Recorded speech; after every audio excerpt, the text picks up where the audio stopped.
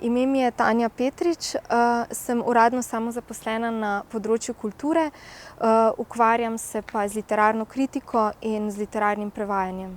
Sicer sem res dobila nagrado za mlado kritičarko, ampak v resnici pišem kritike v bistvu že od leta 2002-2003, tako da se kar zadeva pač ta kritiški staž, ne počutim niti ne tako zelo mlado in se mi zdi, da za revije, v katere sem pač uspela na nek način v tistih prvih letih prodreti, za večino revij sodelujem še danes. Jaz mislim, da mora kritik nekako zmeraj balansirati med neko teoretično podkovanostjo in med osebnim slogom, s katerim začini svojo kritiko, s katerim nekako kritiko približa bralstvu. Če hočeš dejansko knjige argumentirano predstavljati, to pomeni, da ne smeš razmišljati o tem, zdaj, kakšen bo odziv avtorja. Zdaj, večina avtorjev, moram reči, da kljub temu ne reagira na te stvari.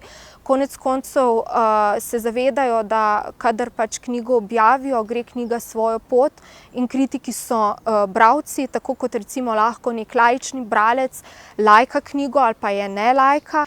Tako v bistvu kritik na nek sofisticiran način to zapiše v kritiki, ne. Kaj si pa obetam? Ja, za celotno kritiško polje si obetam boljše čase, kar zadeva honorarje. Zdi se mi, da so kritiki v vsakem pogledu, glede na vložek, glede na delo, ki ga opravljajo, podplačani. Že večkrat sem tudi poudarjala, da so to honorarji med 40 in 150 evrov bruto, kar je v bistvu zelo malo za pisanje kritike, ki je v bistvu zelo kompleksno delo.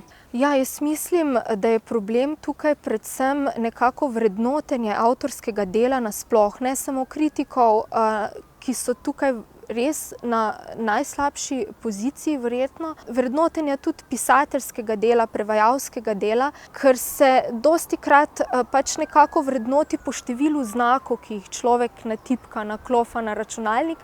In seveda to ni vse, ne. Ponavadi pač nihče, ki piše, ne sede za računalnik in začne pisati, ne, ampak najprej verjetno bere, raziskuje, najprej prebira. Skratka, vse to, kar pa se dogaja pred tem, pa ni ovrednoteno, ne. Zdaj, kar zadeva hiperprodukcijo pri literarni kritiki, sicer vidim, da mogoče nekako ti spletni mediji, ki so se zdaj zelo razširili in kamor se je tudi selila refleksija, na nek način zahtevajo seveda nenehno produciranje tekstov, najrazličnejših besedil in ta besedila so tudi kvalitativno zelo različna, zelo variirajo.